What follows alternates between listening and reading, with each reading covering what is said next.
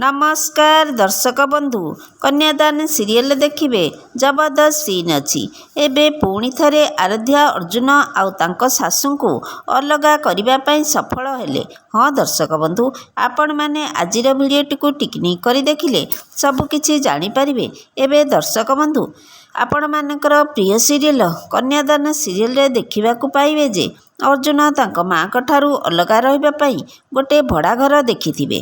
तापरे अर्जुन तांको माँ को आसी कहिबे माँ सेठी गोटे चिन्हा लोक घर खाली होई अछि तमे आउ आराध्या से घर को जाई देखि आस। तापरे अर्जुन को माँ कहिबे मु आउ सेठी काहींकी जीबी तू आउ आराध्या दुई जण जाक मिसिकी जाओ।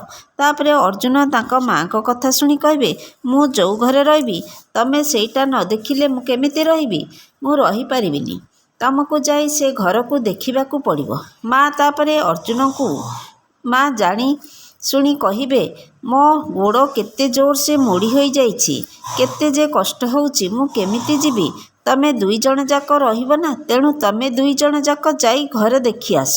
सेहीपटे आराध्या मने मने खुशी होउथिबो। तापरे अर्जुन को माँ आराध्या को देखी मनरे भाबिबे एबे खुशी होई जा आराध्या काहींकि ना आगो को केवल तो पाई दुख ही दुख। एबे दर्शक बंधु कन्यादान सीरियल रे आराध्या सफल हेबे अर्जुन तांको माँ को अलगा करी कमेंट माध्यम रे जणाई दियंतु। आज संध्या 6:30 रे देखंतु कन्यादान।